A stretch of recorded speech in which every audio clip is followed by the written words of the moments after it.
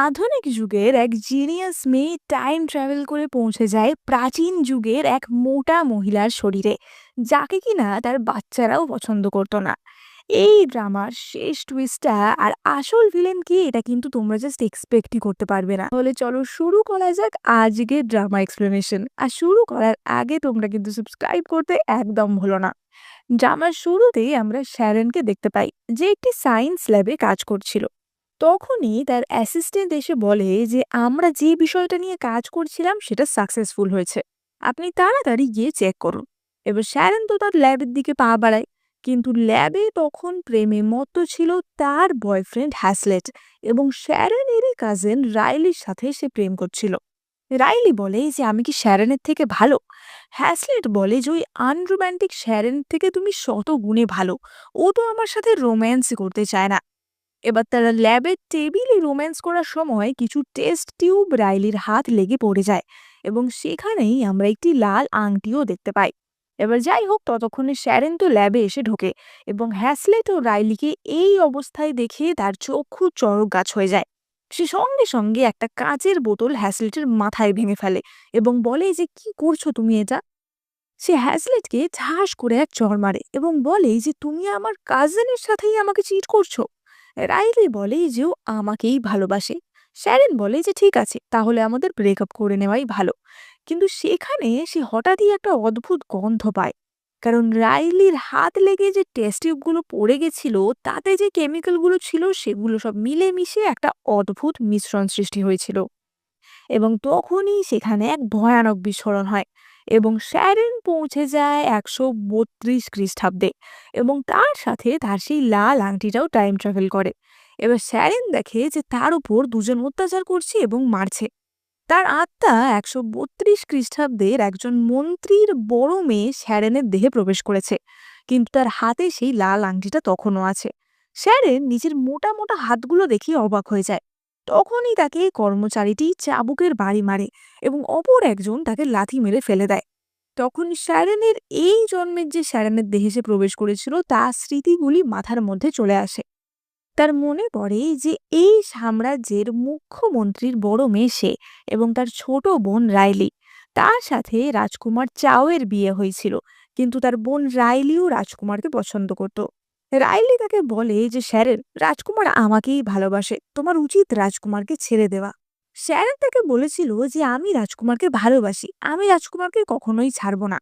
তখনই রাইলি খেয়াল করে যে রাজকুমার চাও সেখান দিয়েই যাচ্ছে। রাইলি সেই সুযোগটা কাজে লাগায়, এবং হঠাৎই অ্যাক্টিং করে বলতে থাকে যে শ্যারেন, আমি রাজকুমারকে ছাড়বো না, আমাকে ধাক্কা মেরে ফেলো না। এবং সে নিজে থেকেই সিঁড়ি দিয়ে গড়িয়ে পড়ে যায়। চাও সাথে সাথে ছুটে আসে, এবং সে তো ভাবে যে শ্যারন রাইলিকে ধাক্কা মেরে ফেলেছে। চাও শ্যারনকে ঠাস করে এক চড় মারে, এবং বলে যে তুমি আজ থেকে ঘর ছেড়ে কোথাও বেরোবে না, এবং তাকে এক প্রকার গৃহবন্দী করে রাখা হতো। এবার এই দুই চাকর রাইলিরই চাকর ছিল, এবং এরা শ্যারেনের ওপর অত্যাচার করছিল। শ্যারেনের মনে পড়ে যে এত বছর আমি ক্যারাটেটা কি এমনি এমনি শিখেছি, এবং সে তাদের চাবুক কেড়ে নিয়ে উল্টে তাদেরই মারে। পাশেই আমরা শ্যারনের ছেলে হান্স এবং মেয়ে ক্লোইকে দেখতে পাই। এবার কর্মচারীটি বলে যে আমি কিন্তু রাইলিকে বলে দেব। শ্যারন বলে যে তাই, এবং সে আরো একটা মোটা লাঠি নিয়ে তাকে মারতে যায়, কিন্তু রাজকুমার সেখানে এসে সেই লাঠি ধরে নেয়। কর্মচারীটি বলে যে রাজকুমার আমাকে বাঁচান, শ্যারন আমাকে এক্ষুনি মেরে ফেলবে।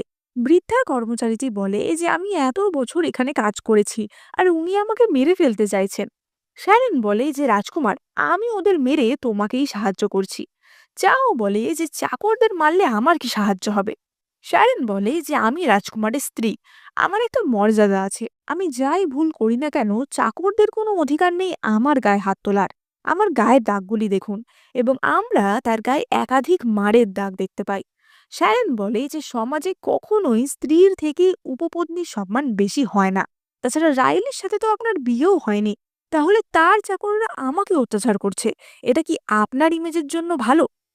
যারা এই সাম্রাজ্যের নিয়ম কানুন মানে না তাদের তো শাস্তি পাওয়া উচিত, তাদের মৃত্যুদণ্ড দেওয়া উচিত। এবার কর্মচারীগুলি চাওয়ের কাছে ক্ষমা চাইতে থাকে। হঠাৎই শ্যারনের মনে হয় যে চাওয়ের মধ্যে কিছু একটা গন্ডগোল আছে, এবং সেই চাউয়ের পালস চেক করে এবং পালস চেক করেই সে বুঝতে পারে যে চাউকে বিষ দেওয়া হচ্ছিল। রাইলি তখনই বলে যে মহারাজ, আমার কর্মচারীদের মৃত্যুদণ্ড দেবেন না। আসলে শ্যারেন আমাকে ছোটবেলা থেকেই ভীষণ টার্গেট করতো, তাই জন্যই ওরা আমাকে প্রোটেক্ট করার জন্য এমন করছে। শ্যারেন বলে যে রাইলি, আমাদের মা আলাদা হলেও আমাদের বাবা কিন্তু এক। তোমার চাকররা আমাকে মারছে, এটা কি ভালো দেখায়? রাজকুমার, আগে ওদের চাবুকের বাড়ি মারা হোক, তারপর ওদের মৃত্যুদণ্ড দেওয়া হোক। চাও বলে যে এক্ষুনি ওদের নিয়ে গিয়ে চাবুকের বাড়ি দাও।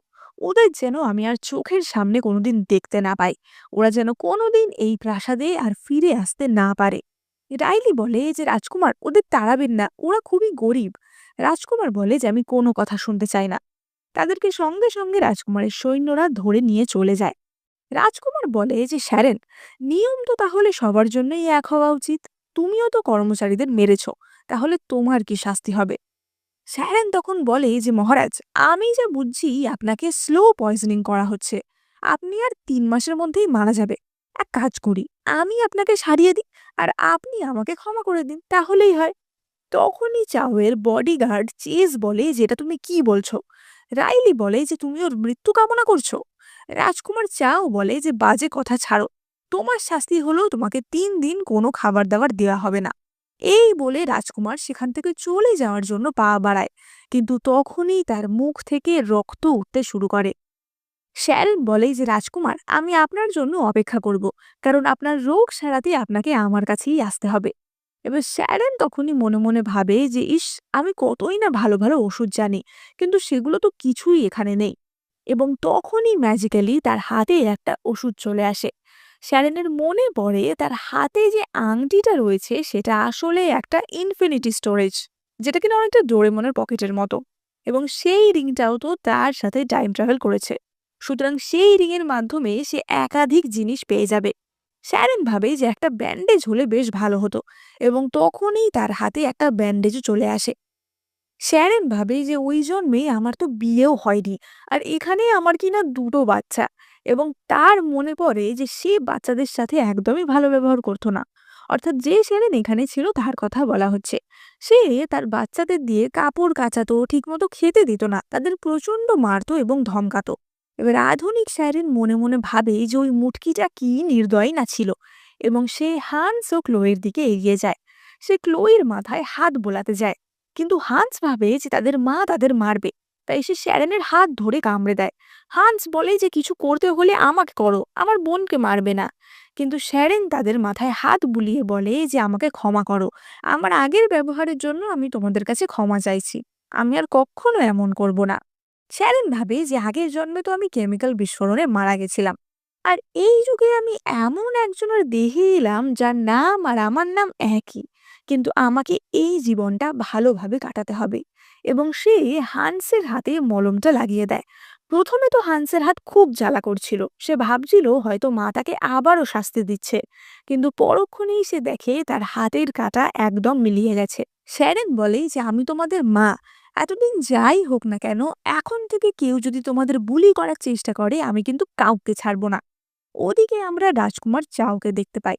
চিকিৎসক তো চেক আপ করেও কোনো উপায় বার করতে পারে না যে এটা কি হয়েছে। তখনই চেজের মনে পড়ে যে শ্যারন বলেছিল সে এই রোগের নিরাময় জানে। তাই জন্য বডিগার্ড চেজ শ্যারনকে ডেকে আনতে বলে। ওদিকে শ্যারন তো তার ছেলে মেয়েদের সাথে খেতে বসেছিল, কিন্তু তাদের দেওয়া হয়েছিল শুধুমাত্র বাসি পচা খাবার। শ্যারন তার ছেলে মেয়েদের বলে যে দেখো, এক্ষুনি আমাদের জন্য ভালো ভালো খাবার আসবে। হান্স বলে যে আমাদের এখানে কেউ ভালোবাসে না, কেউ আমাদের জন্য খাবার আনবে না। শ্যারন বলে যে ঠিক আছে, তুমি তাহলে আমার সাথে একটা বেট লাগাও। এক্ষুনি যদি কেউ ভালো খাবার আনে তাহলে কিন্তু তোমরা আমাকে মা বলে ডাকবে। আসলে হান্স আর ক্লোয়ের সাথে তাদের মা অর্থাৎ আগের শ্যারনের সম্পর্ক এতটাই খারাপ ছিল যে বাচ্চাগুলো তাদের মাকে মা বলে ডাকতো না।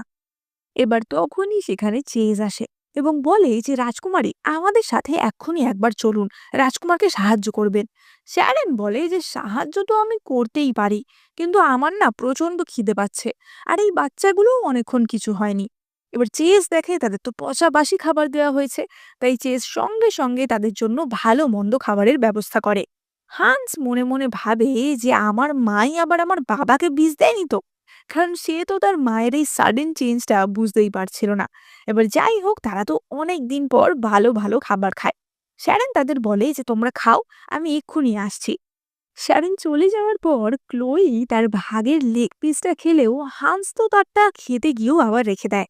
তার বোন তাকে বলে যে কি হলো দাদা, তোমারটা খাচ্ছ না কেন? হান্স বলে যে বোন, আমি এটা লুকিয়ে রাখি, রাতে তোর খিদে পেলে তখন আবার বার করে দেব। আসলে যেহেতু তাদের মা কখনোই তাদের সাথে ছিল না, কাইন্ড অফ গার্জেনের দায়িত্বটা হান্সই নিয়ে নিয়েছিল। এবং তাদের ভাই বোনের মধ্যে ভীষণ মিষ্টি একটা সম্পর্ক ছিল। ওদিকে শ্যারন তো তার মেডিকেল বক্স নিয়ে চাওর ঘরে যায়। ডক্টর বলে যে রাজকুমারের মুখ থেকে রক্ত বেরোচ্ছিল, আর পালসও একদম ঠিক মতো চলছে না। আমি তো এর কোনো সমাধানই খুঁজে পাচ্ছি না, আপনি বলুন কি করা উচিত। এবার শ্যারেন চেক করে দেখে যে রাজকুমারের বুকের কাছে কোথাও দিয়ে রক্ত চলাচল হচ্ছে না, কোথাও একটা বাধা আসছে বা আটকে যাচ্ছে। সে বলে যে অবস্থা বিপজ্জনক, কিন্তু আমি তা ঠিক করতে পারবো। রাইলি বলে যে শ্যারেন, তুমি যে ডাক্তারি জানো তা তো আমি জানতাম না। শ্যারেন বলে যে তাহলে তুমিই করো। এবার অবভিয়াসলি রাইলি তো কিছু করতে পারতো না। শ্যারেন এবার একটা সার্জিক্যাল নাইফ গরম করে এবং সোজা চাওয়ের বুকে ঢুকিয়ে দেয়। সঙ্গে সঙ্গে চেস তার তরোয়াল বার করে শ্যারেনের গলায় ধরে এবং বলে যে তোমার এত সাহস, রাজকুমারকে মেরে ফেললে। শ্যারেন বলে যে আমি ওকে মারিনি, ওর বুকে কিছু বিষাক্ত রক্ত জমে গেছিল, তাই জন্য ও শ্বাস প্রশ্বাস নিতে পারছিল না, সেটা ক্লিন করার জন্যই আমি এটা করেছি। চিকিৎসক বলে যে তুমি ফালতু কথা বলছো, আমি এত বছর ধরে ডাক্তারি করছি, এত বই পড়েছি, আর এরকম পদ্ধতি আমি কখনো শুনিনি। তুমি বদলা নেওয়ার জন্য এমনটা করলে। চেস বলে যে আমারই ভুল হয়েছে তোমাকে এখানে ডেকে আনা। গার্ডরা, এক্ষুনি এসে ওকে ধরে নিয়ে যাও। মহারাজি বলবেন ওর কি শাস্তি হওয়া উচিত। তখনই রাজকুমারের জ্ঞান ফিরে আসে এবং রাজকুমার বলে যে দাঁড়াও, ওকে ছেড়ে দাও। শ্যারন বাদে তোমরা সবাই এই ঘর থেকে চলে যাও। এবার শ্যারন বাদে বাকি সবাই ঘর থেকে চলে যায়। রাজকুমার বলে যে শ্যারন, তুমি বলেছিলে আমাকে বিষ দেওয়া হয়েছে। শ্যারন বলে যে হ্যাঁ, আর তার চিকিৎসাও আমার জানা আছে, আমি তোমাকে সারিয়ে দিতে পারবো, কিন্তু তার বদলে আমার কিছু চাই। তার বদলে তুমি আমাকে স্বাধীনতা দেবে, মানে ডিভোর্স। চাও তার গলা টিপে ধরে বলে যে তোমার এত সাহস। শ্যারন তাকে ফেলে দিয়ে বলে যে ধ্যাত, খালি লোকজনের গলা টেপা, আমি ছাড়া কিন্তু তোমাকে কেউ সারাতে পারবে না, আমিই সারাতে পারবো। আর ডিভোর্স ছাড়াও আমার আরো 3টে শর্ত আছে। এবার চাও ভাবে যে সত্যি ঠিক হওয়ার জন্য শ্যারন ছাড়া আর তো কোনো উপায় নেই, তাই আপাতত ওর শর্তগুলো মেনে নি। চাও বলে যে কি শর্ত। শ্যারন বলে যে রাইলিকে সর্বপ্রথম এখান থেকে তাড়াবে, আমি আজ থেকে প্রাসাদে থাকবো। দ্বিতীয় শর্ত হচ্ছে আমি তোমাকে যে ওষুধ দেব সেটা তুমি টানা 3 মাস খাবে, কিন্তু আমার ঘরে আসার তুমি একদম চেষ্টা করবে না। চাও বলে যে তোমার কাছে যেতে আমার বইই গেছে। শ্যারন বলে যে আমার তৃতীয় শর্ত হলো আমার 10,000 মুদ্রা চাই। এবার রাজকুমার সব শর্তগুলি মেনে নেয়। এবার আমরা পরের দিনের দৃশ্য দেখতে পাই। শ্যারন তো রাইলির পোটলা সময় তাকে বার করে দেয়। রাইলি বলে যে তুমি রাজকুমারকে এমন কি বলেছো যে রাজকুমার আমাকে বার করে দিচ্ছে। শ্যারন বলে যে আমি বললেই কি রাজকুমারের ফিলিংস বদলে যাবে। এবং রাইলি শ্যারনকে ঠাস করে এক চড় মারে। এই সব কিছুই রাজকুমার দেখছিল। চেস বলে যে রাজকুমার, আমাদের কি ওখানে গিয়ে বাধা দেওয়া উচিত?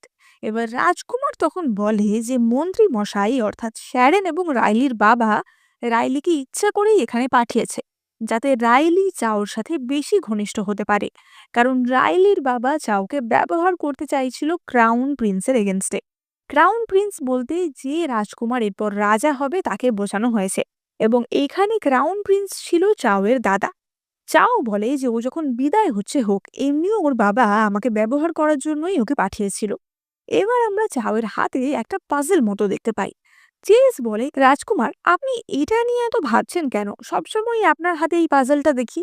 এবার চাওয়ের মনে পড়ে যে একজন সাধু তাকে এটা দিয়েছিল। সাধুটি বলেছিল যে খুব সহজেই যেই পাজলটা সলভ করতে পারবে সেই তোমার জন্য পারফেক্ট মেয়ে হবে।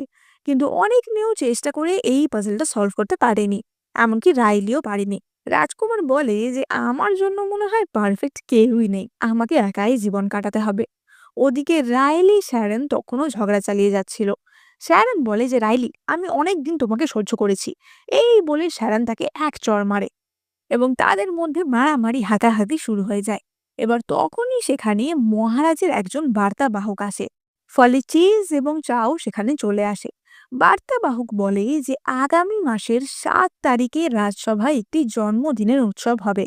মহারাজের জন্মদিনের উৎসব, এবং সবাই যেন সেখানে তাদের স্ত্রীদের নিয়ে উপস্থিত থাকে। চাও বলে যে রাইলি তুমি ফিরে যাও। এবার রাইলি মনে মনে ভাবে যে রাজকুমার তাহলে হয়তো ওই জন্মদিনের দিনই সবার সামনে আমাকে বিয়ের কথা বলবে। এই ভেবে সে তো মনের আনন্দে চলে যায়। এবার শ্যারেন চাওকে বলে যে আমি তো তোমার এত বড় একটা রোগ সারিয়ে দিচ্ছি, তার জন্য আমার পুরস্কারটা একটু কম হয়ে যাচ্ছে না? তোমার কোমরের এই জেট পেন্ডেন্টটা তো বেশ দামি মনে হচ্ছে, এটা বরঞ্চ আমাকে দাও। রাজকুমার বলে যে এটা ছাড়ো, এটা নাও। এবং সে শ্যারনের হাতে মহারাজের সেই বার্তাটি ধরিয়ে দেয়। শ্যারন বলে যে এটা নিয়ে আমি কি করব? চাও বলে যে এটাই তোমার রিওয়ার্ড, মহারাজের জন্মদিনে আমি তোমাকে নিয়ে যাব। শ্যারন ভাবে যে এটা কোনো কথা হলো, এই 1 মাসে আমি কি সত্যিই রোগা হতে পারবো? যদিও শ্যারন জানতো যে সে কিন্তু খেয়ে খেয়ে মোটা হয়নি, তার হরমোনাল প্রবলেমসের জন্য সে মোটা, তাই জন্য সে নিজের বানানো ওষুধ খেয়েই রোগা হতে পারবে। এবার সে হান্স আর ক্লোইকে ডাকে এবং বলে যে তোমাদের দুজনকে আমার একটা কাজ করতে হবে। এই 1 মাস যেন আমার ঘরের আশেপাশে কেউ না আসে, সেটা তোমরা দেখবে। এবার শ্যারেন তো তার এক্সারসাইজ শুরু করে দেয় এবং নিজের বানানো ওষুধও খেতে থাকে। এইভাবে এক্সারসাইজ করতে করতে এবং ওষুধ খেতে খেতে সে তার ওজন কমিয়ে ফেলে। অপরদিকে আমরা চাওকে দেখতে পাই, যে কিনা তলোয়ারবাজি প্র্যাকটিস করছিল। চেস বলে যে রাজকুমার আপনি কি পুরোপুরি সুস্থ হয়েছে? চাও বলে যে না, এখনো একটু দুর্বলতা আছে। শ্যারেন বলেছে আরো 2 মাস ওষুধ খেতে হবে, কিন্তু শ্যারেন কোথায়? প্রায় 1 মাস হয়ে গেল, আমি ওকে দেখিনি। চেস বলে যে শ্যারেনের ঘরের কাছ থেকে খুব অদ্ভুত অদ্ভুত আওয়াজ আসছে, তবে অ্যাটলিস্ট ওর ছেলে মেয়ের সাথে অনেক ক্লোজ হয়েছে। চাও বলে যে ঠিক আছে তাহলে ভালো, কিন্তু আজকে উৎসবের জন্য দেরি হয়ে যাচ্ছে, রাজকুমারীর পোশাকটা তাড়াতাড়ি নিয়ে এসো, আমি নিজেই সেটা দিতে যাব। এবার চাও শ্যারেনের ঘরের সামনে আসে, কিন্তু সেখানে এলেই হান্স বলে যে ভেতরে যাওয়া যাবে না। চাও বলে যে আমি তোমার বাবা, এসব আবার কি হচ্ছে? হান্স বলে যে না, ও বলেছে কাউকে না যেতে দিতে। এবার হান্স তো এখনো শ্যারেনকে মা বলে ডাকতো না। চাও বলে যে আচ্ছা, আমি তোমার বাবা, তুমি আমাকে ভয় পাচ্ছ না, এরম করে কথা বলছো আমার সাথে? হান্স বলে যে না, তুমি কি বা করবে, আমাকে মেরে ফেলবে?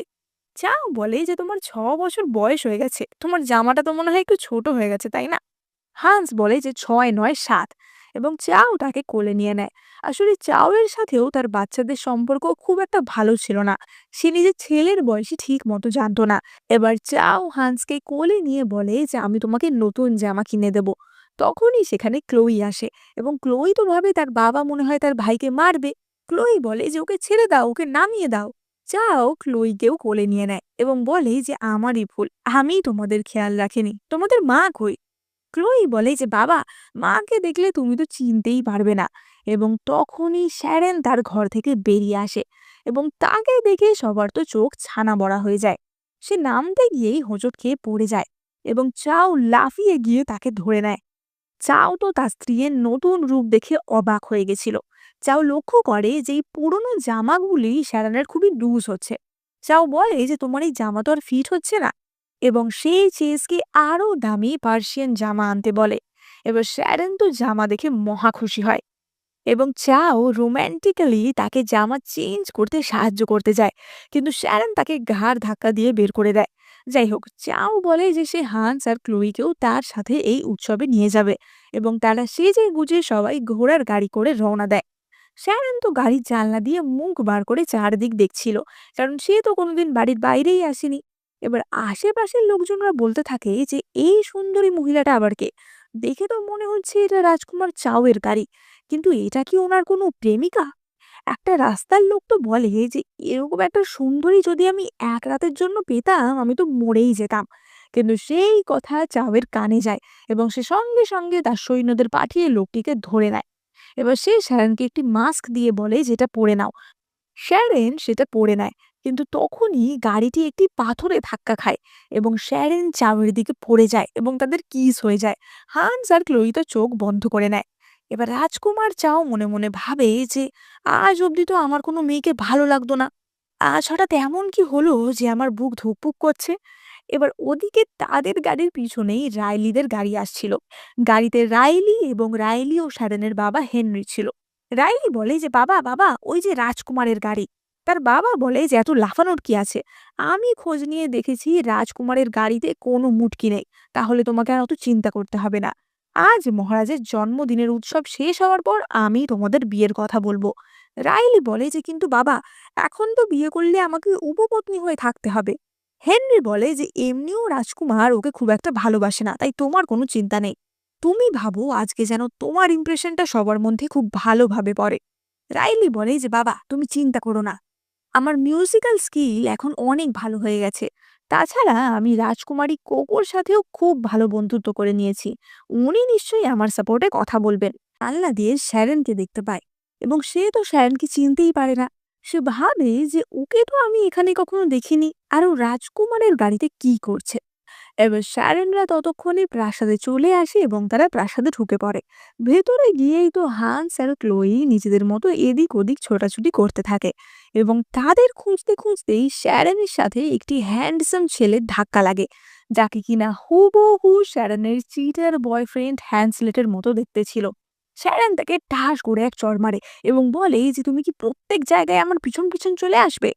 তখনই হ্যান্সলেটের কর্মচারীটি লাফিয়ে ওঠে এবং বলে যে তোমার এত সাহস, তুমি ক্রাউন প্রিন্সকে চড় মারলে। আসলে হ্যান্সলেটই ছিল চাওয়ের দাদা, যুবরাজ, অর্থাৎ যে কিনা এরপর রাজা হবে। এবার স্যারেন তো সেই শুনেই ছুটতে পালায়। কর্মচারীটি বলে যে রাজকুমার, আপনি কি ওকে ছেড়ে দেবে?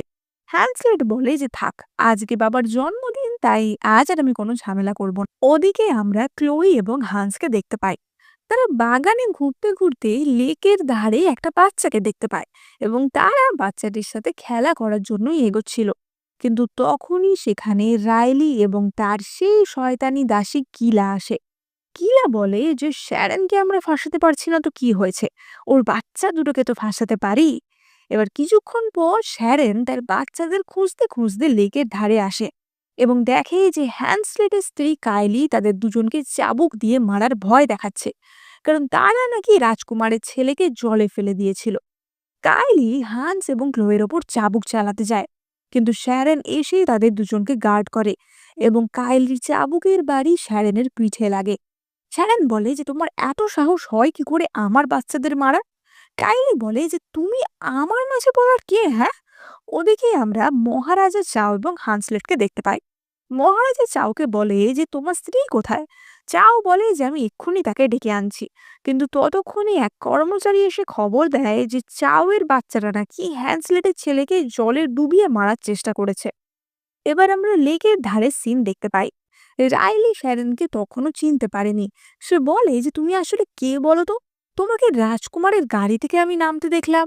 শ্যারন বলে যে আমি রাজকুমার চাওয়ের স্ত্রী, তা আমি ওনার গাড়ি থেকে নামবো না তো কে নামবে? এবার রাইলি তো অবাক হয়ে যায় এবং বলে যে তুমি শ্যারন, এটা কিভাবে সম্ভব?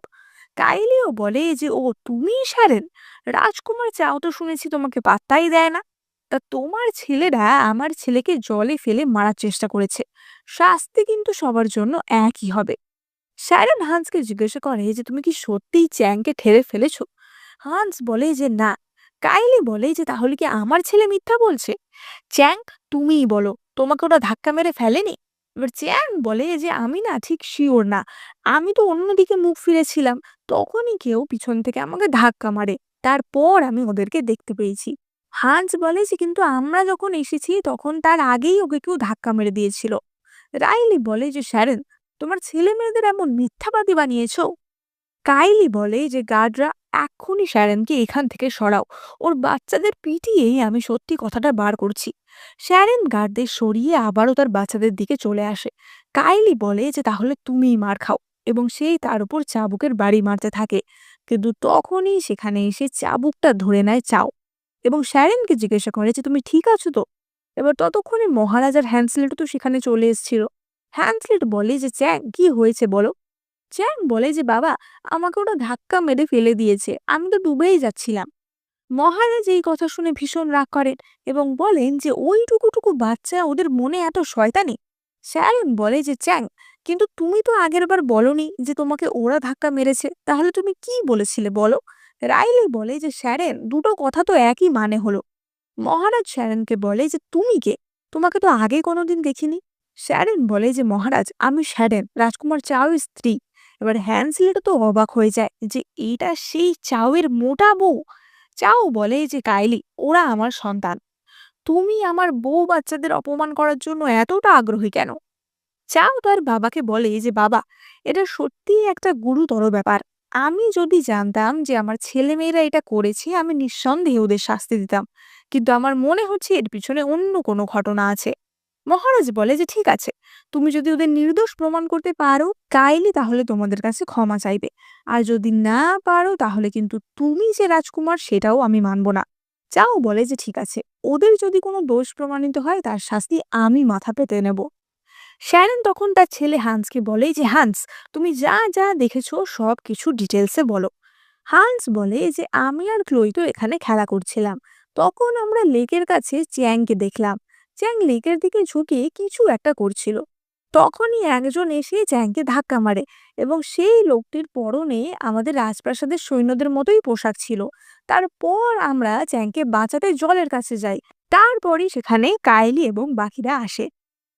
শ্যারন এবার চ্যাংকে জিজ্ঞেস করে যে এবার তুমি বলো যে কি হয়েছিল। চ্যাং বলে যে আমি তো লেকের দিকে মুখ করে খেলা করছিলাম, তখনই আমাকে কেউ একজন ধাক্কা মারলো। আমি তো জলে ডুবেই যাচ্ছিলাম আর হেল্প হেল্প বলে চেঁচাচ্ছিলাম।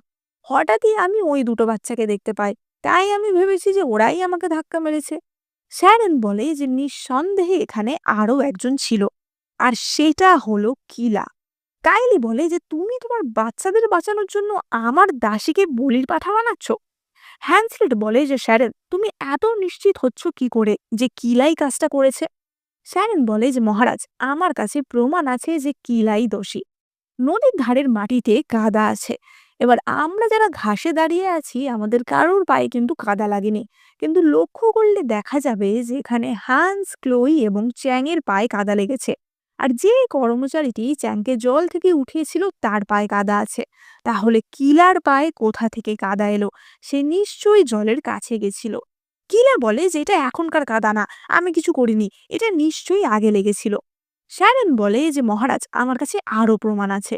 হান্স বলেছিল সে দেখেছে মহারাজের সৈন্য পরা কেউ চ্যাংকে ধাক্কা মেরেছে। তার মানে কিলা জামাটা বদল করেছিল। এত তাড়াহুড়োর মধ্যে জামা বদল করলে নিশ্চয়ই সে সৈন্যের জামাটা আশেপাশেই কোথাও লুকিয়ে রেখেছে। চারদিকে একবার খোঁজ করলেই সেই পোশাক পাওয়া যাবে। এবার মহারাজ তো সঙ্গে সঙ্গে তার সৈন্যদের পাঠায় এবং ওই বাগান থেকেই কিলা যে পোশাকটা পরেছিল সেটা পাওয়া যায়। কিলা বাধ্য হয় সব স্বীকার করতে। সে বলে যে আমি শ্যারনকে ফাঁসানোর জন্যই এমনটা করেছিলাম, এবং হ্যান্সলেট তাকে মৃত্যুদণ্ড দেয়। কিলা বারবার রাইলির কাছে বলতে থাকে যে মিস, আমাকে বাঁচান, আমাকে বাঁচান। কিন্তু রাইলি তাকে কি বাঁচাবে? রাইলি তো জানতো যে কিলা যদি মুখ খোলে রাইলি নিজেও ফেসে যাবে। তাই রাইলি কিলাকেও মরতে দেয়। এবার মহারাজ তো শ্যারনের বুদ্ধিমত্তায় খুব খুশি হন এবং তাকে 1000 স্বর্ণ মুদ্রা দিয়ে পুরস্কৃত করে। মহারাজা বলেন যে চাও তোমার স্ত্রীকে নিয়ে বাড়িতে যাও, ওর ঘায়ে একটু ওষুধ লাগিয়ে জামা কাপড় বদলে তোমরা আবার এসো। এবার তখনই রাইলি চাওর সাথে কথা বলার জন্য এগিয়ে আসে, কিন্তু হান্স তাকে ঠেলে সরিয়ে দেয় এবং চাও শ্যারনকে কোলে তুলে নেয় বাড়িতে নিয়ে যাওয়ার জন্য। তারা সবাই রাইলিকে মুখ ভেঙিয়ে সেখান থেকে চলে যায়। এবার আমরা শ্যারন এবং চাওকে দেখতে পাই। চাও তো খুব ভালোবেসে আদর করে শ্যারনের ক্ষততে মলম লাগিয়ে দেয়। এবার মলম লাগানোর জন্য তো শ্যারনের খুবই জ্বালা করে এবং সে চেঁচিয়ে ওঠে, কিন্তু তখনই তার ছেলে হান্স সেখানে চলে আসে এবং বলে যে বাবা, তুমি কি করছো? আমার মাকে ব্যথা দিচ্ছ। এবং সে তার বাবাকেই ঘর থেকে বার করে দেয়। হান্স তার মাকে বলে যে মা, আমি এখন বড় হয়ে গেছি, তুমি আর আমার সামনে এসে আমাকে বাঁচাবে না, আমিই তোমাকে প্রোটেক্ট করব।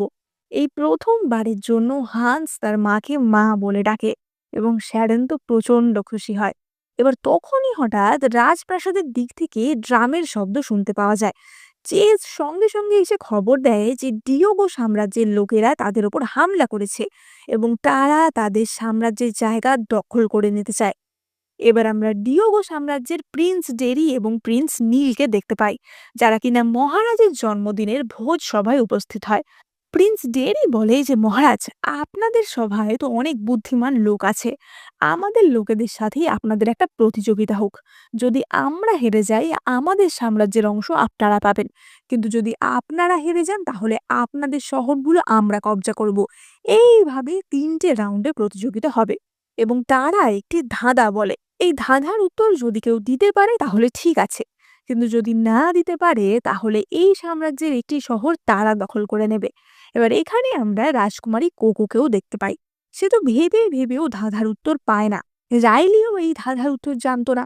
প্রিন্স ডেরি বলে যে আরে এটা এত সহজ, এটা কেউ পারছে না, এটা তো আমি 5 বছর বয়সেও জানতাম, এখানে তো কেউই জানে না। তখনই সেখানে শ্যারেন এবং চাও আসে। শ্যারেন বলে যে 5 বছর কেন, আমি তো 3 বছরেই এর উত্তর জানতাম, এবং সে সঠিক উত্তরটা দিতে পারে। শ্যারেন বলে যে এবার আমি একটা ধাঁধা ধরবো, তার উত্তর তোমরা যদি দিতে পারো তাহলে ঠিক আছে, না হলে তোমাদের একটা শহর আমাদের। এবং শ্যারেনের প্রশ্নের উত্তর তো ডিওগো সাম্রাজ্যের কেউই দিতে পারে না। হ্যান্সলেট মনে মনে ভাবে যে রোগা হওয়ার সাথে সাথে কি এর মাথায় বুদ্ধিও এসে গেছে নাকি। স্যারেন তাদের সুন্দর করে সেই ধাঁধার উত্তরটা বুঝিয়ে দেয়। মহারাজের মহারানী তো প্রচন্ড খুশি হয়। প্রিন্স টেরি বলে যে মহারাজ, এখনো এত খুশি হওয়ার কিছু হয়নি, এখনো আমাদের 2টো রাউন্ড বাকি আছে, দেখা যাক এর পরের রাউন্ডে কে জেতে। পরের রাউন্ড হলো সঙ্গীত দক্ষতার যাচাই, কে কত ভালো মিউজিশিয়ান সেটা নেক্সট রাউন্ডে বোঝা যাবে। এবার প্রিন্স টেরি তো রাজ্যের এক অসামান্য বাদ্যযন্ত্র বাদককে ডেকে আনে, যে কিনা ভীষণ সুন্দর মিউজিক পরিবেশনা করে। সবাই তাই শুনে মুগ্ধ হয়ে যায়। ডেরি বলে যে চলুন মহারাজ, এবার আপনাদের তরফ থেকে কে আসবে দেখা যাক। এবার রাইলি ভাবে যে এটাই আমার সুযোগ সবার সামনে নিজেকে প্রমাণ করার। সে মহারাজের কাছে গিয়ে বলে যে মহারাজ, আমি ওদের সাথে কম্পিট করতে চাই। এবার সে গুকিন নামক একটি বাদ্যযন্ত্র বাজায়। সে বাজায় ভালো ঠিকই, কিন্তু সেটা এমন কিছু আহামরিও ছিল না। মহারানী বলে যে রাইলি গুকিনটা খারাপ বাজায়নি, কিন্তু অতটাও ভালো হয়নি, ও আসলে ঠিক গানটা চুজ করতে পারেনি। ফলে ডিওগো রাজ্যের লোকেরা বলে এই রাউন্ডটা তো আমরাই জিতবো। কিন্তু তখনই সবাইকে অবাক করে দিয়ে শ্যারেন সানাইয়ের মতো একটি বাদ্যযন্ত্র বাজাতে শুরু করে, এবং সে এতই সুন্দর বাজায় যে সবাই অবাক হয়ে যায়।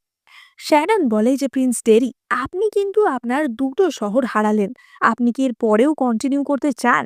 ডেরি বলে যে নিঃসন্দেহে এখনো একটা রাউন্ড বাকি আছে, আর এটাই সবচেয়ে কঠিন। এবং সে একটা কাঠের পাজল দেখায়, যেটা কিনা বহু যুগ ধরে কেউ সলভ করতে পারেনি। শ্যারন তো সেটা দেখেই ভাবে যে এটা তো আমি খুব সহজেই পারবো। কিন্তু মহারাজের কাছের লোকেরা সব বলতে থাকে যে এটা তো ভীষণ কঠিন, এতদিন এটা কেউ পারেনি, একটা মেয়ে হয়ে শ্যারেন সেটা কি করে পারবে, এটা তো আর কোনো গান বাজনা না।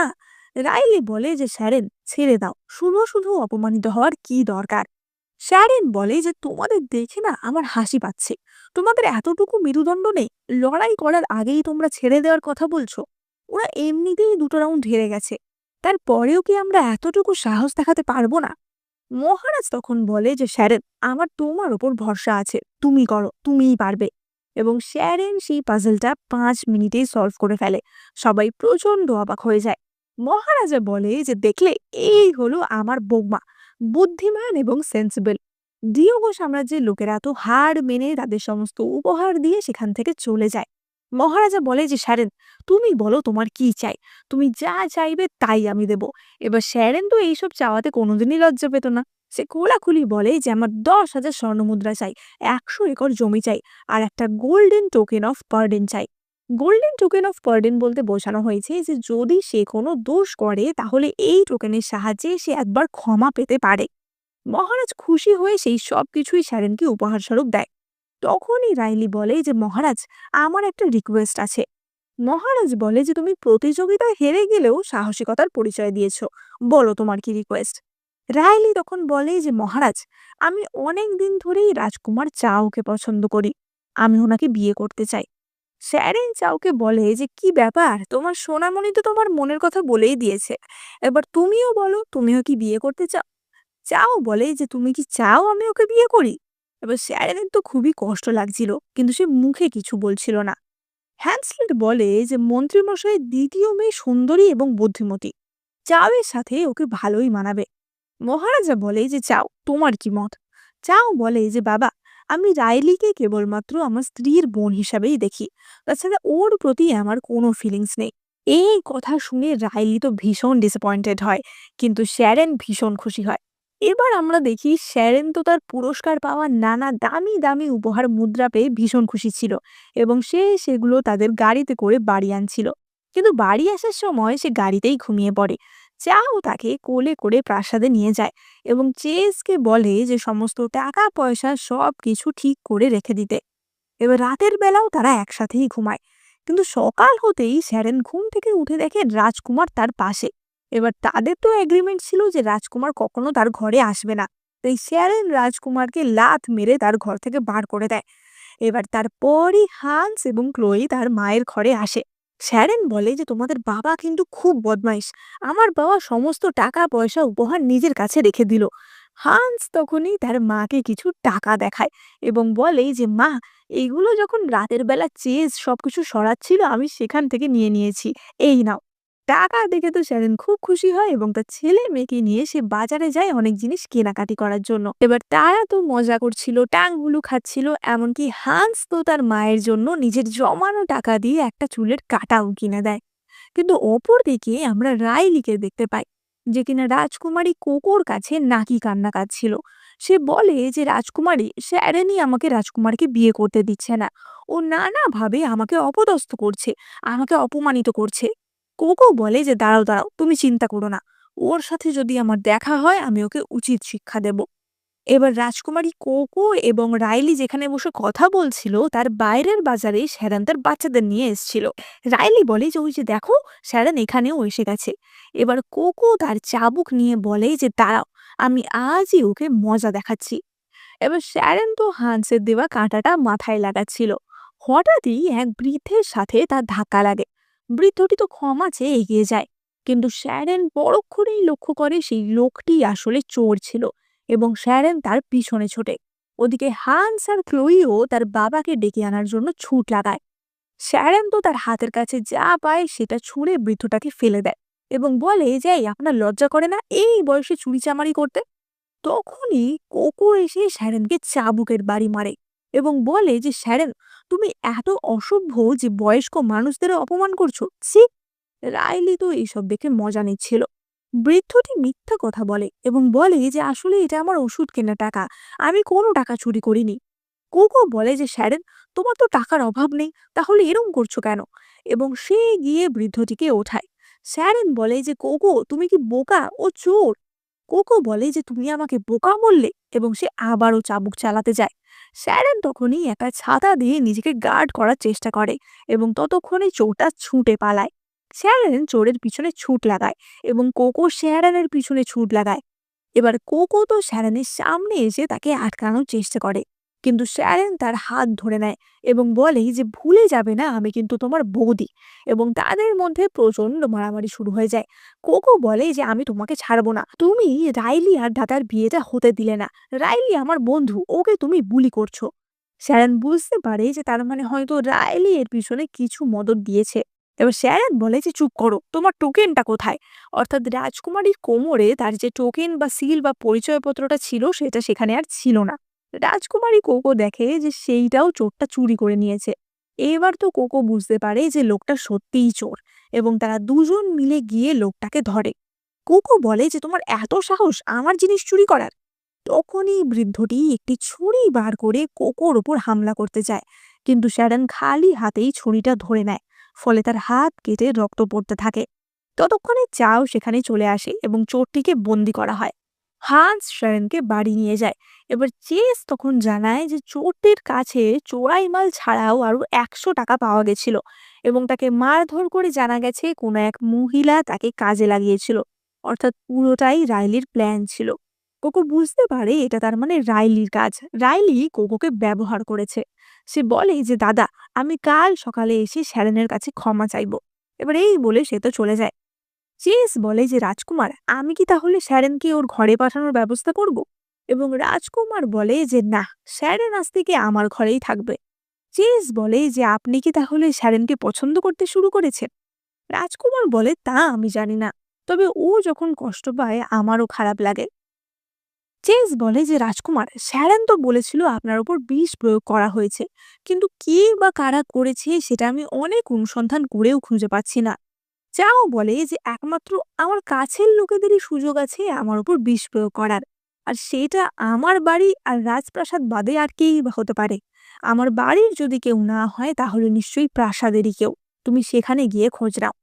এবার পরের দিন সকালে উঠেও শ্যারন দেখে সে তো রাজকুমারের বিছানায় এবং রাজকুমার তার সাথে ক্লোজ হতে চায়। কিন্তু শ্যারন তাকে তাদের এগ্রিমেন্টের কথাটা মনে করিয়ে দেয়।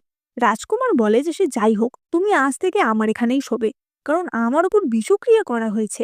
আমার যদি কিছু একটা হয়ে যায় তাহলে তো সেই দায়িত্ব তোমার, নাকি? এবার পরবর্তী দৃশ্যে আমরা হান্স, ক্লোই এবং শ্যারনকে দেখতে পাই। শ্যারন তার ছেলে মেয়েদের বলে যে শোনো, আজকে আমরা অনেক বড় একটা কাজ করতে চলেছি, তোমরা আমার সাথে চলো। এবং সে তার ছেলে মেয়েকে নিয়ে বাজারের একটি রেস্টুরেন্টের সামনে আসে, যেটা কিনা বন্ধ হয়ে গেছিল। শ্যারন মনে মনে ভাবে যে এটা খুবই ব্যস্ত একটা জায়গা এবং এখানে খুবই ভালো ব্যবসা হবে, রেস্টুরেন্ট খুললে অনেক পয়সা কামানো যাবে। হান্স বলে যে মা, তুমি এত পয়সা কামানোর কথা ভাবছো কেন?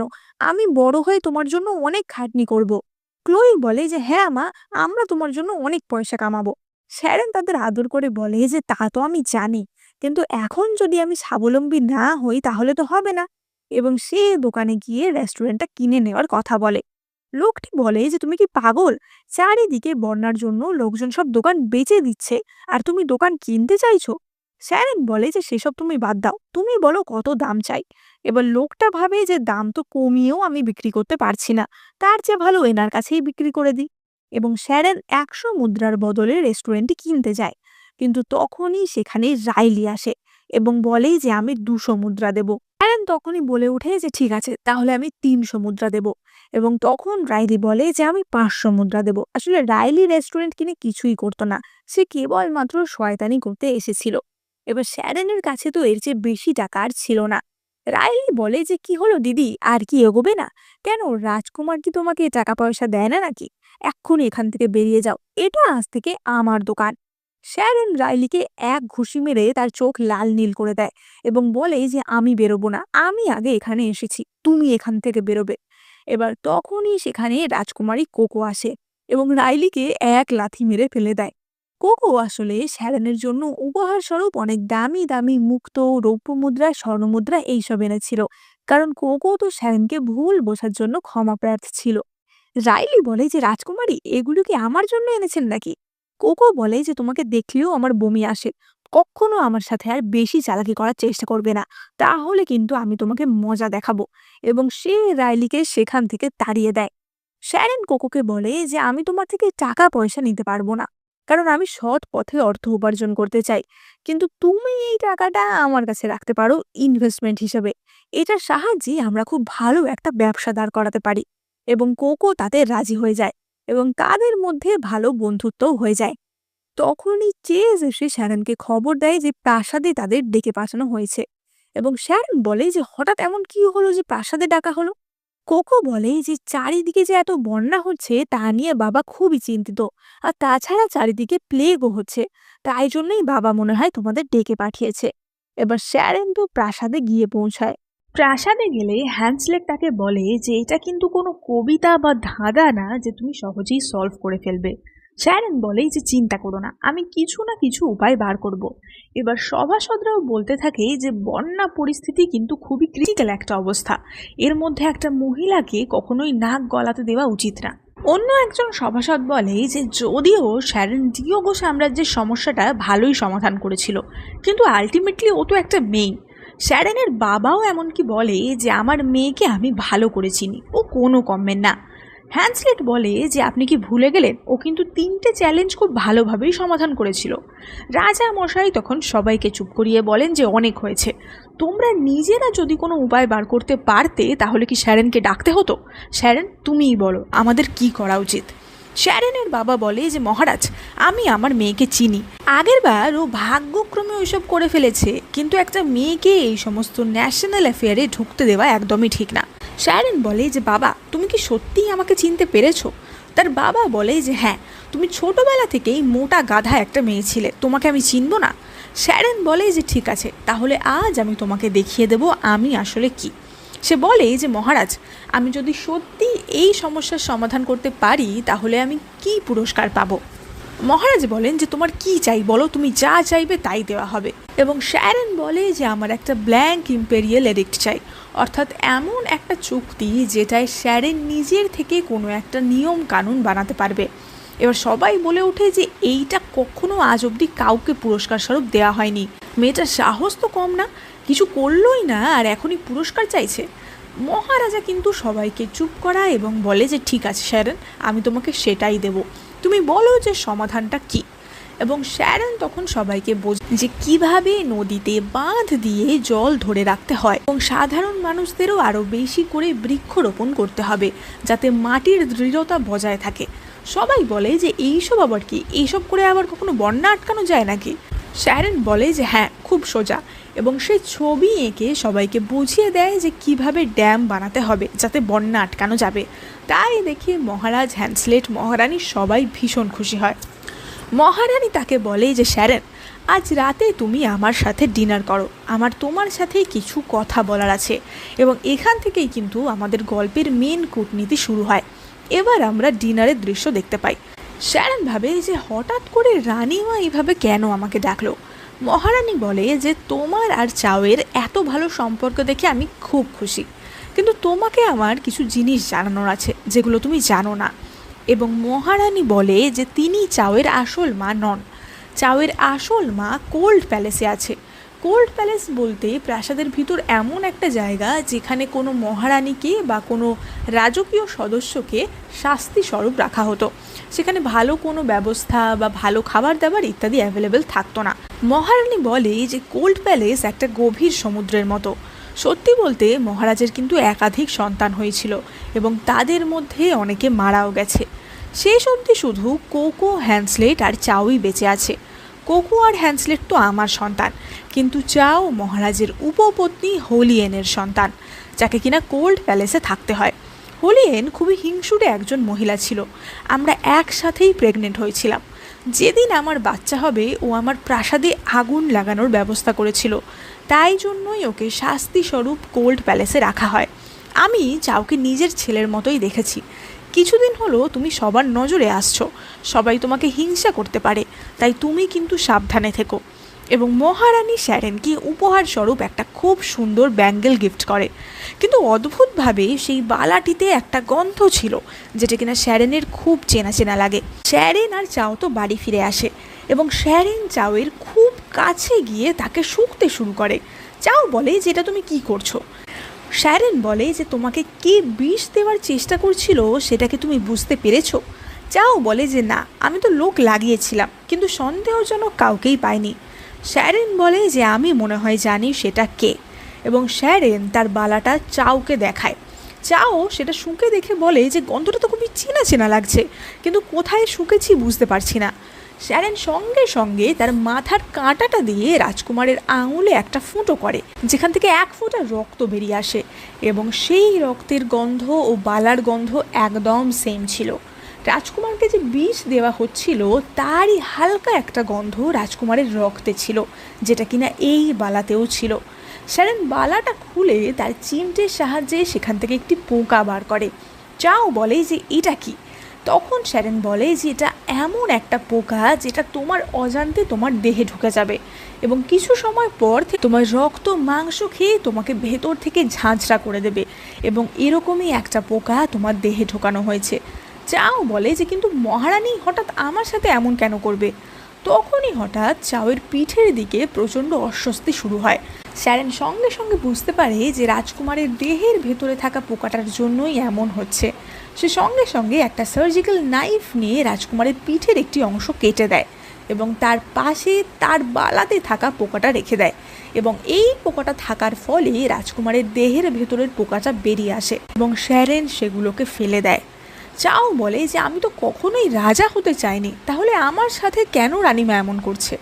শ্যারন বলে যে মহারানী আজকে আমাকে তোমার মায়ের ব্যাপারে অনেক কিছু বলেছে, যে উনি কোল্ড প্যালেসে বন্দি এবং ওনার মানসিক সমস্যা আছে এইসব। এবার আমরা রাজপ্রাসাদের দৃশ্য দেখতে পাই।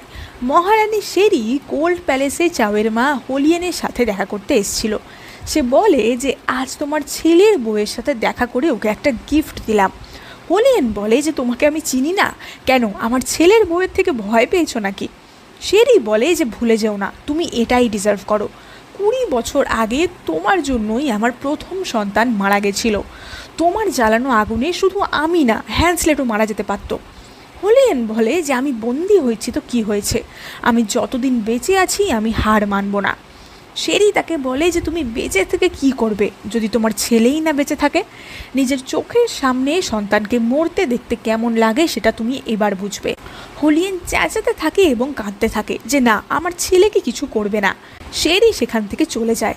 হোলিয়েন কাঁদতে কাঁদতেই হঠাৎ কুটিল হাসি হাসতে শুরু করে এবং বলে যে শেরি, তুমি যদি জানতে পারো যাকে তুমি মারতে যাচ্ছ সেই তোমার আসল ছেলে, তাহলে কি করবে? ওদিকে আমরা চাওকে দেখতে পাই। চাও শ্যারনকে বলে যে আমি 7 বছর অবধি আমার মায়ের সাথে কোল্ড প্যালেসেই কাটাতাম। তারপর বাবা আমাকে এই প্রাসাদে নিয়ে আসে আর আমি মাসে একবার করে মায়ের সাথে দেখা করতে যেতাম। কিন্তু মা আমাকে প্রচণ্ড অত্যাচার করতো, মারতো, বকতো, এমনকি মেরে একবার আমার পাও ভেঙে দিয়েছিল। চাও বলে যে ছোটোবেলার এই ট্রমার জন্যই হয়তো আমি নিজের সন্তানদেরও প্রথমে ভালোবাসতে পারিনি। কিন্তু শ্যারন, আমি তোমাকে ভালোবাসি, আমাকে ডিভোর্স দিও না, কেমন? এবার শ্যারনের তো এই কথা শুনে মনটা বেশ ভালোই লাগছিল। এবার পরবর্তী দৃশ্যে আমরা দেখতে পাই যে শ্যারন রাজকুমারী কোকোর সাথে দেখা করতে আসে। কোকো তো শ্যারনের কথা মতো বন্ধ হয়ে গেছে এমন সব দোকানের খোঁজ নিয়ে রেখেছিল, কারণ তারা তো ঠিক করেছিল তাদের বিজনেসটা তারা অনেক বড় করবে। শ্যারন বলে যে সবাই তো বন্যা আসবে ভেবে সস্তায় দোকান বিক্রি করে দিয়েছে, এবার সবাই বুঝবে যখন আমাদের ব্যবসা ভালো চলবে। কোকো বলে যে বন্যা তো টলানো গেছে, কিন্তু এই যে প্লেগ আসছে, এই পোকাদের হাত থেকে আমরা কি করে বাঁচব? এবং তখনই জানলায় প্লেগের একটি পোকা এসে বসে। শ্যারন সেটা ধরে বলে যে আরে এটা তো ক্রফিশ, আমি ভাবছিলাম আমার রেস্টুরেন্টের সিগনেচার ডিশ কী থাকবে, এবার বুঝে গেছি কী থাকবে। কোকো আর রাজকুমার হ্যান্সলেট তো পোকা দেখেই লুকিয়ে পড়ে যে শ্যারন এটা নিয়ে কী করতে চাইছে, কিন্তু শ্যারন সেই পোকা ধরে রান্না করতে শুরু করে। হান্স বলে যে মা, তুমি অনেক দিন ধরে কম খাচ্ছ, ডায়েট করছো, তাই জন্যে কি তোমার মাথা খারাপ হয়ে গেছে? পোকাও খাবে? কোকো বলে যে এটা কি খাওয়া যাবে নাকি? এবং শ্যারন তাদের পোকাটা খুব সুন্দর করে রান্না করে খোলস ছাড়িয়ে কিভাবে খেতে হয় সেটা দেখায়। অনেকটা চিংড়ি মাছের মতো ছিল পোকাটা। এবার কোকো আর হান্স তো সেটা খেতে চায় না, কিন্তু শ্যারনের মেয়ে ক্লোই বলে যে মা, তুমি আমাকে দাও, তুমি যদি আমাকে বিষও দাও আমি খেয়ে নেব।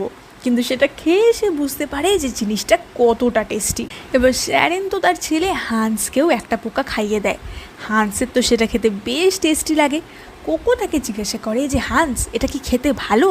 হান্স বলে যে না, এটা খেতে একদম ভালো না, আমি বরঞ্চ পুরোটা গিয়ে বাবাকে দিয়ে দিই, এবং সে পুরো বাটি নিয়ে দৌড় দেয়। কিন্তু তারপরেই শ্যারন কোকোকে একটা পোকা খাওয়ায়। কোকো বুঝতে পারে যে এটা তো খুব টেস্টি, হান্স তো দুষ্টুমি করে পুরো বাটিটা নিয়ে পালিয়েছে। এবার এইভাবে তো প্লেগের সমস্যাও মেটানো গেল। এবার কোকো প্রাসাদে ফিরে আসে এবং দেখে যে তার মা এবং রাইলি একসাথে। শেরি বলে যে কি ব্যাপার কোকো, তুমি সারাদিন একটা রাজকুমারী হয়ে এদিক ওদিক কোথায় ঘুরে বেড়াও? কোকো বলে আমি তো শ্যারনের সাথে ছিলাম, ও কিন্তু খুব ভালো মা, তুমিও ওর সাথে মিশে দেখো, খুব ভালো লাগবে। কিন্তু শেরি তাকে বলে যে ওর সাথে মেশার এমন কিছুই নেই, তোমার সাথে কি রাইলির কিছু ভুল বোঝাবুঝি হয়েছে, তাহলে সেটা মিটিয়ে নাও। কোকো বলে যে রাইলি, তুমি আমার মায়ের সামনে অভিনয় করতে পারো, ভালো সাজতে পারো, কিন্তু আমাকে কিন্তু বোকা বানাতে পারবে না। শেরি তাকে বলে যে কোকো, তুমি নিজের কথা না ভাব, তোমার দাদার কথা ভাবো, রাইলির সাথে ওর বিয়ে হলে কিন্তু আমাদের অনেক সুবিধা হবে। এবার চেস ওদিকে খবর দেয় যে কোকোকে গৃহবন্দী করা হয়েছে, তাকে বাইরে যেতে দেওয়া হবে না। শ্যারন বুঝতে পারে যে তার সাথে বেশি মেলামেশা যাতে কোকো না করতে পারে, তার জন্যই এই ব্যবস্থা। চাও বলে যে তাহলে তোমার রেস্টুরেন্ট ওপেনিংয়ের দিনে শুধু আমিই থাকবো, তাই না? শ্যারন বলে যে না না, তোমাকে আসতে হবে না, তুমি গেলে বিক্রি বাটা কমে যাবে। চাও বলে যে তুমি বিক্রি করতে এত আগ্রহী, তা তোমার কত টাকা চাই বলো, এই ম্যানশনটা তোমায় দিয়ে দিলে হবে? শ্যারন বলে যে না না, ম্যানশন লাগবে না, আমাকে ওইটা দাও, ওটা তুমি সর্বক্ষণ হাতে নিয়ে বসে থাকো। শ্যারন আসলে সেই পাজলটার কথা বলছিল এবং শ্যারন সেই পাজলটা নিয়ে একবারেই সেই পাজলটা সলভ করে ফেলে। আসলে পাজলটাতে ছিল যে কে কত তাড়াতাড়ি সব কটা পার্ট আলাদা করতে পারবে, সবচেয়ে সহজ উপায়। এবং শ্যারন চেজের তলোয়ারটা নিয়ে সেটা ঘুরিয়ে ঘুরিয়ে একবারেই সেটা খুলে ফেলে।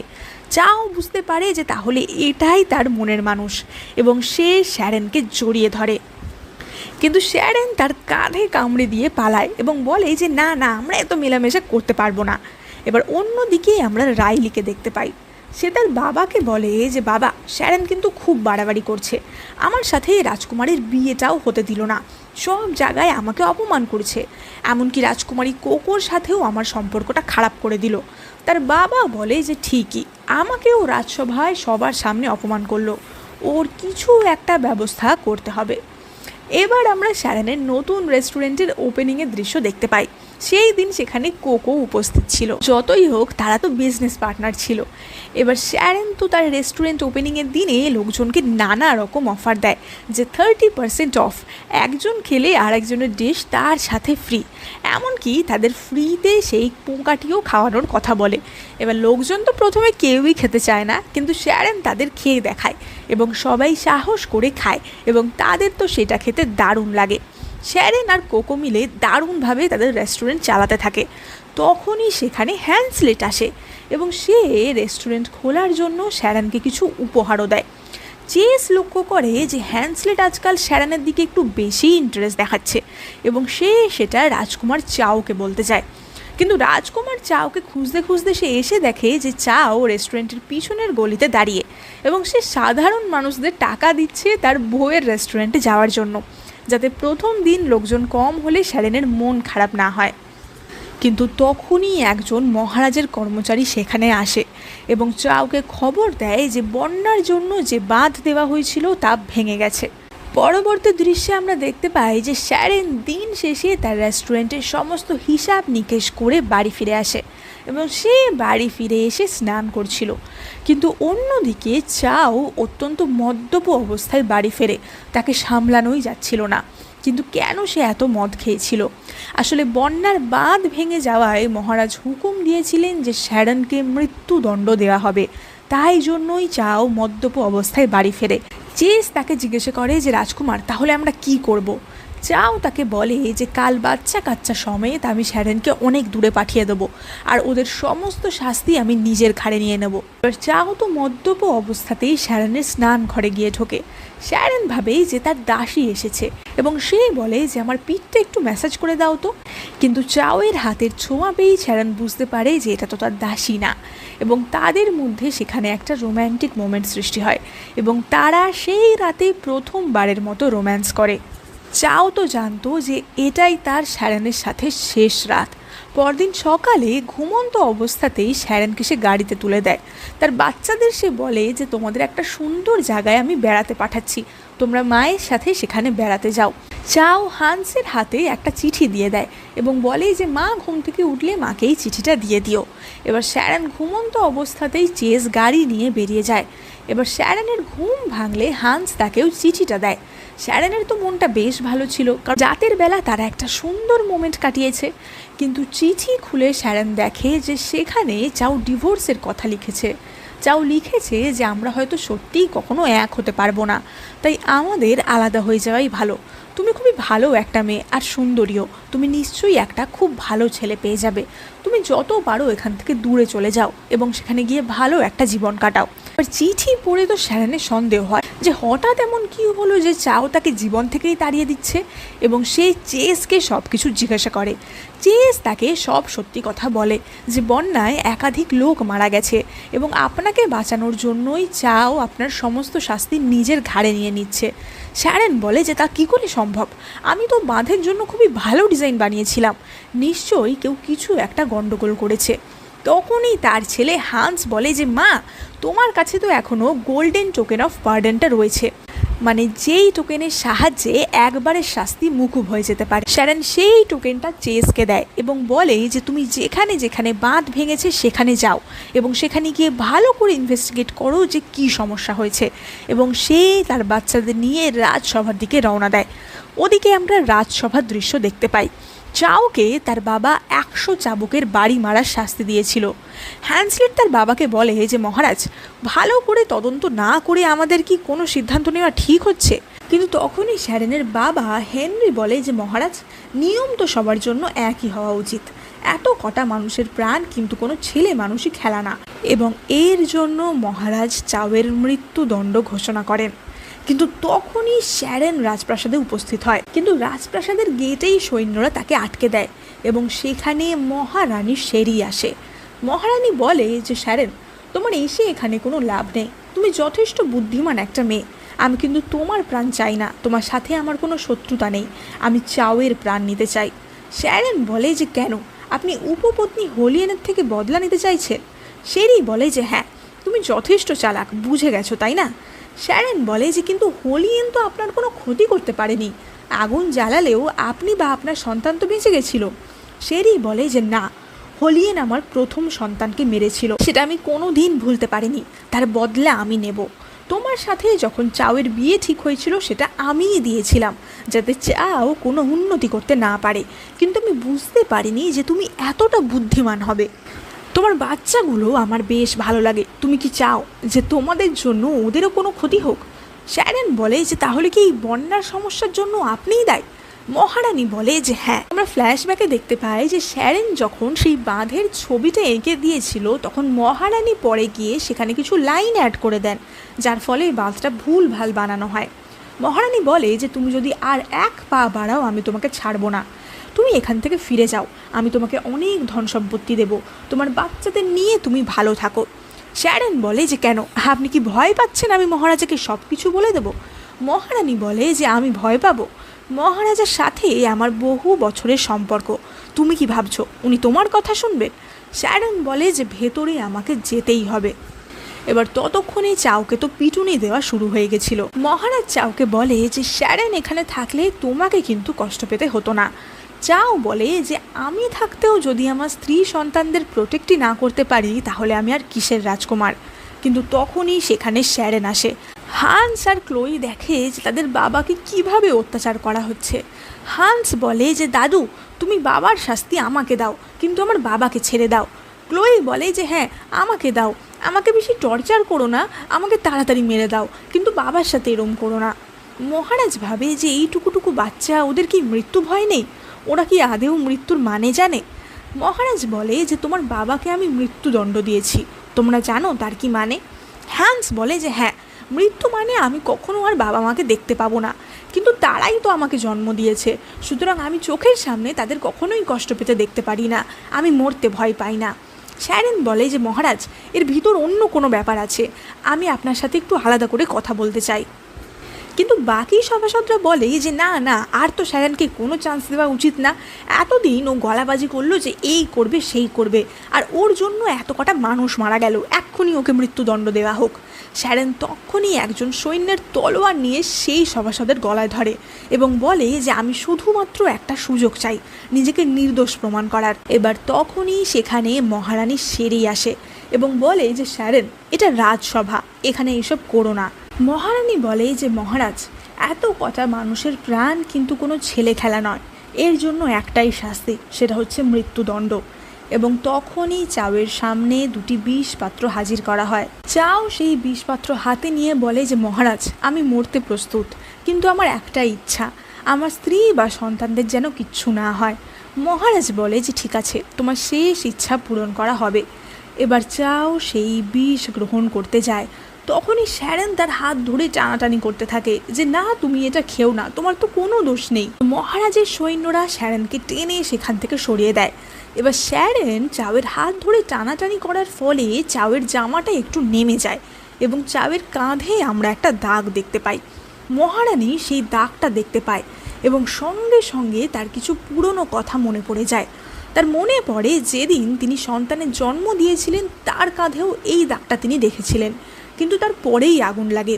আগুন লাগার পর যখন সব ঠিকঠাক হয় এবং তার কাছে তার ছেলেকে আনা, তিনি কাঁধের সেই দাগটা আর দেখতে পাননি। তিনি ভেবেছিলেন যে হয়তো বাচ্চা জন্ম দেওয়ার পরে তিনি একটু ডিজি ছিলেন, হয়তো ভুল দেখেছেন, চোখের ভুল।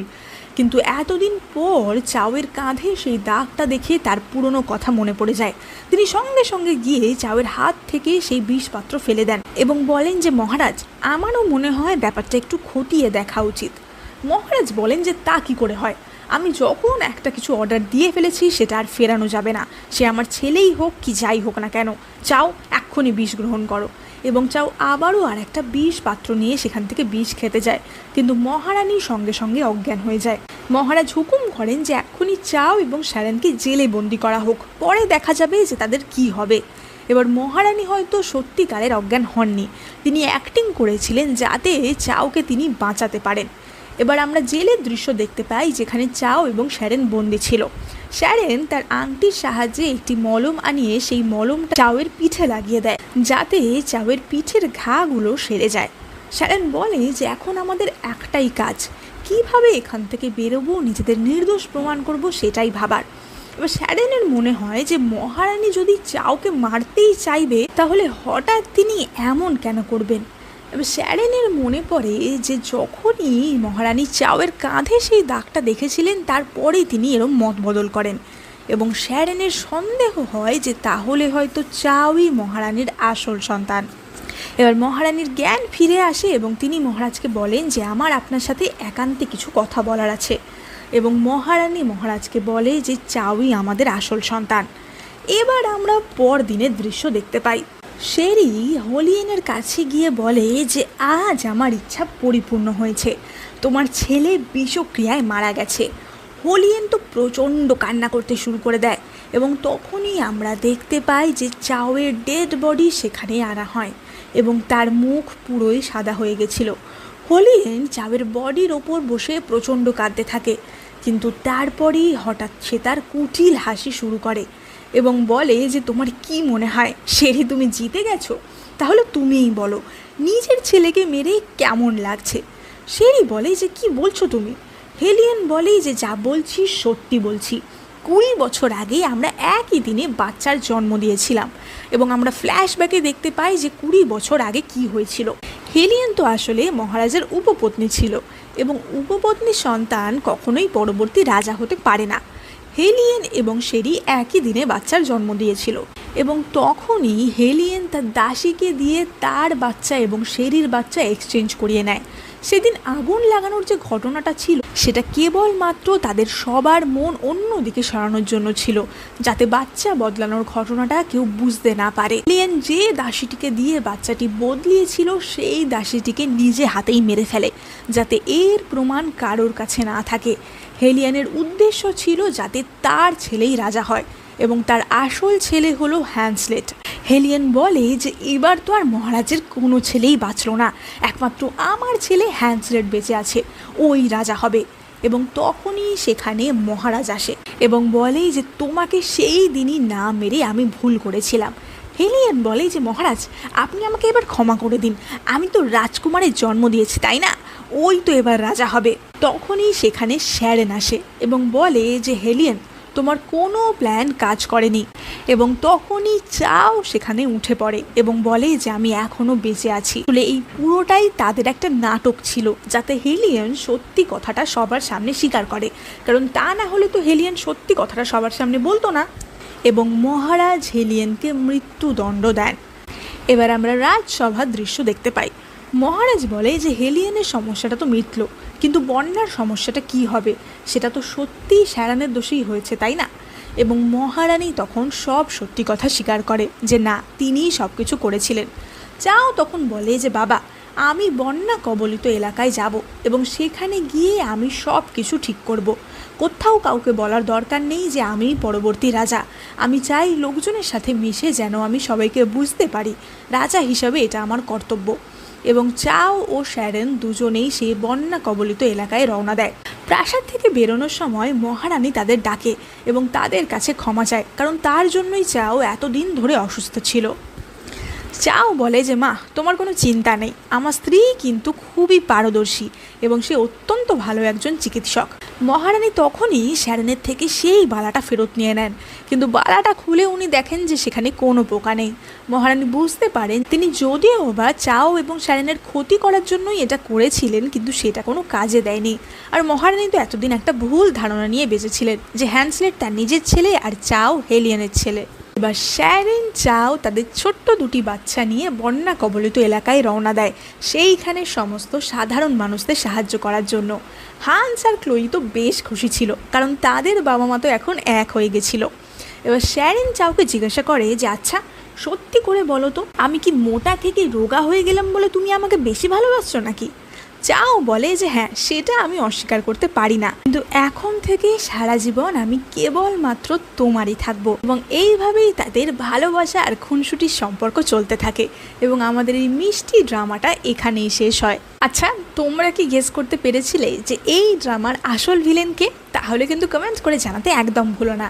আর এই ড্রামাটা তোমাদের কেমন লাগলো সেটাও কমেন্ট করে জানিও। ভালো লাগলে লাইক, কমেন্ট, শেয়ার, সাবস্ক্রাইব করতে একদম ভুলো না। এই চ্যানেলে আমি কিন্তু তোমাদের জন্য অনেক চাইনিজ ড্রামা এক্সপ্লেন করে থাকি, তাই তোমরা লাইক, শেয়ার, সাবস্ক্রাইব আর কমেন্ট করে আমার পাশে থেকো। সাবস্ক্রাইব করলে আমার খুবই ভালো লাগবে। দেখা হবে পরের ভিডিওতে।